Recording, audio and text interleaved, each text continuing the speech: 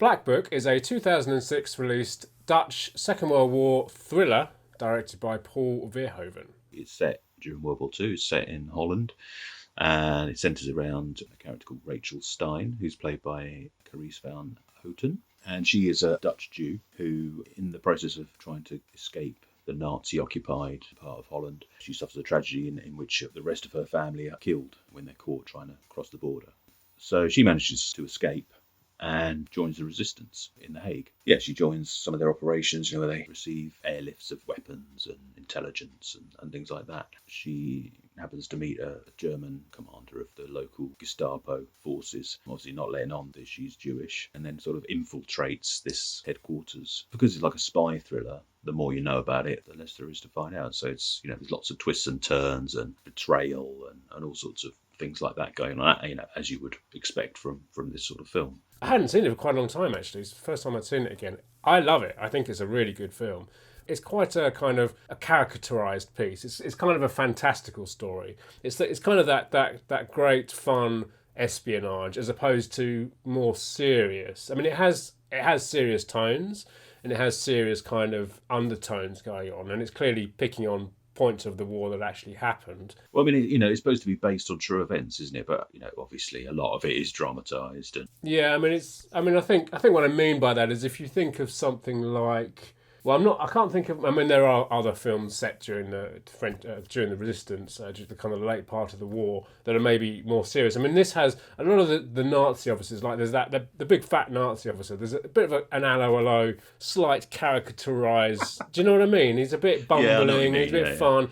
I'm not saying this is taking away at all from it, because I think this is a good kind of rollicking adventure. I would say this film, I was actually thinking of the film The Lives of Others, which also stars Sebastian Koch, who is the commander in this film. That's kind of slightly more serious tone. I mean, obviously that's spying later on. That's in East Berlin during the 80s. But what I would say, this film is it's a little bit more like, I would put this closer to Inglourious Basterds by Tarantino. It's not quite as crazy, but it's do you know what I mean? It's quite I don't know, I didn't quite get that from it. No. I'm not saying it's anything like, but I'm saying it's closer to. It's a kind of. It feels like a Hollywood take on. I think I know what you mean. Yeah, like that sort of. Yeah, some of the characters feel a little bit caricaturish. Yeah. I know what you mean. I'm certainly not saying it's anything like Inglourious Basterds. No. But it's kind of a more caricaturized piece than, say, a film like Lives of Others, for instance. Yeah. I'm only saying that because that's what the actor's in, and that film is much more serious in tone. Although this film certainly goes to places that are certainly more serious.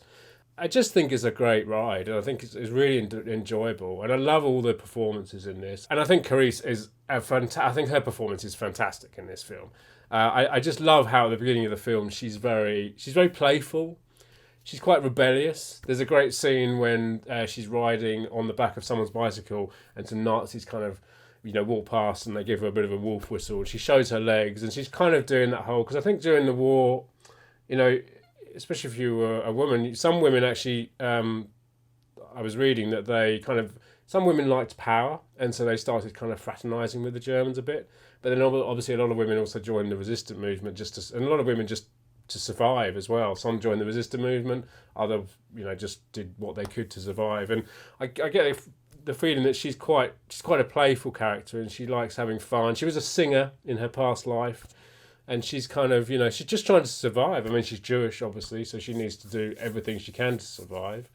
I agree with that, although I think that she obviously, she comes from that sort of entertainment background. However, I think a lot of that, like you say, she's just doing that to survive. She doesn't want to flash her legs at not at soldiers. No. It's just, she has to show, she can't be sort of antagonistic to them because, that won't go down well, and then she might be exposed, as a Jew, and then that's not going to end well. Yeah, exactly. But I think also what was interesting, that scene, I think there's a tad naivety about her, because the next scene when she goes into this pivotal character that she goes, the lawyer that she goes to meet, she needs to get some money so she can travel, and he gives her some money, and he says, "Don't you want to count it?" And she says, "Oh no, it's okay. I trust you." And he says, "Don't be so trusting."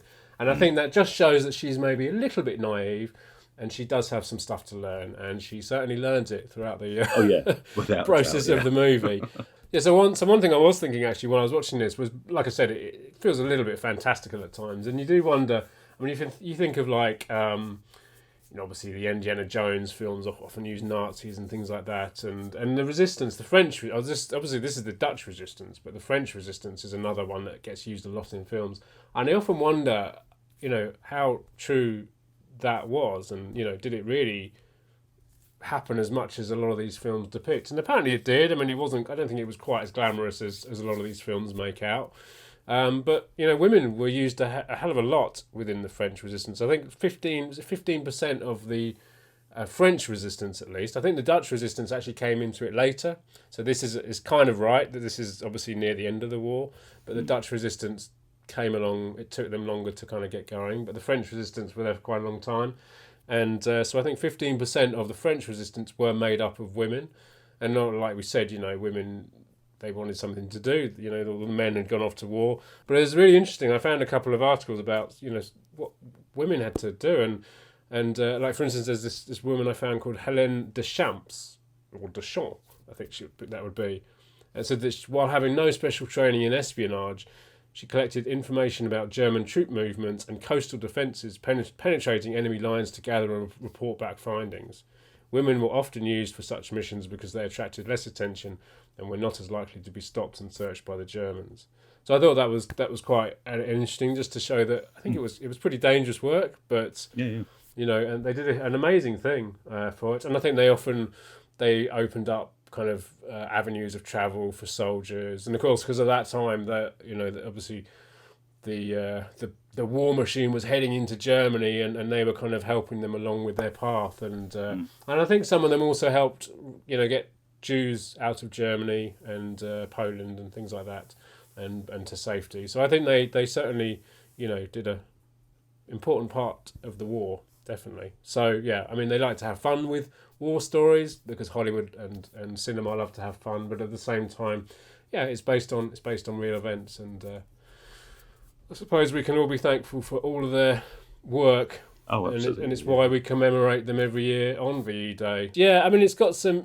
We're in Paul Verhoeven territory for a start. It certainly feels like a Verhoeven movie at times. I mean, this was his first foreign language film for 20 years, I think. I think it was 83 was the last 83, one. the last one he did. That, yeah. Okay, so he's gone back to his homeland for this, leaving Hollywood behind. I think the interesting thing I find with Verhoeven is that he kind of he's often made like the two types of film. He either does science fiction or he does erotica. And never the two really meet. I mean, his science fiction films never are that erotic, but they're very, very, very violent. And his erotic films, although Basic Instinct did have quite violent moments in it, but do you know what I mean? There was kind of, I mean, he's very famous famous for ultra violence, and he's famous for kind of over the top erotica. But this one features a bit of both, although none of it's too over the top. I mean, yeah, there is nudity, but it's not for nudity's sake. It's not gratuitously done, and a lot of the time it's sort of like matter of fact almost. I wasn't suggesting it was any more than it was. No. I mean, I think I was talking about the violence. I mean, there's a couple of moments here which I forgot were in. There's one, without giving spoilers, there's one near the end which is pretty. I was like, oh, I forgot about that one. It's a pretty gulp moment. But it needs to be there. I think anything like this, it's showing a graphic time, and it shows it well. I think it's really enjoyable, this film. I think it's a time and something that happened that you could probably talk for ages about. I think what I liked about it was that a lot of war films, it will just be good guys, bad guys, and that's it. Very black and white, and you know who you're supposed to be rooting for. Whereas in this, obviously there's Nazis in it, they're the bad guys, but Sebastian Koch's character, he's not the a brutal commander who just wants to execute people willy-nilly, and he's trying to negotiate with the resistance to avoid any further bloodshed.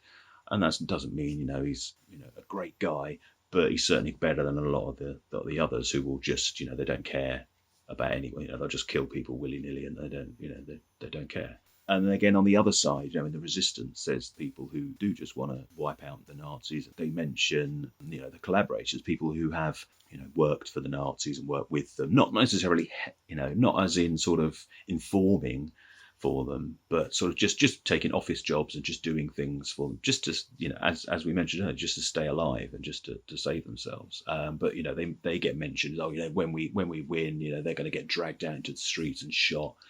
And they're talking about their countrymen just for the mere fact that they've collaborated with the Nazis in some way, however minor. It kind of shows both sides where it's not cut and dry. It's not black and white.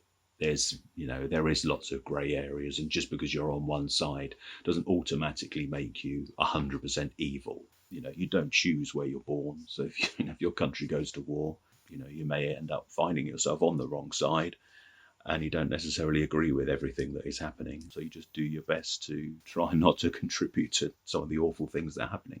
I mean, I've looked at some reviews where it's quite critical of the way that it handles sort of the relationship between the Nazis and the Jews in the film, and how it kind of trivializes maybe the Holocaust. But I didn't find that. I felt that, like, as I said, it shows that it's not just evil people and good people. There's lots of in between. I think it just showed people doing what they need to do to survive. Yeah, I would agree with you. I think, and this film isn't necessarily about the Holocaust.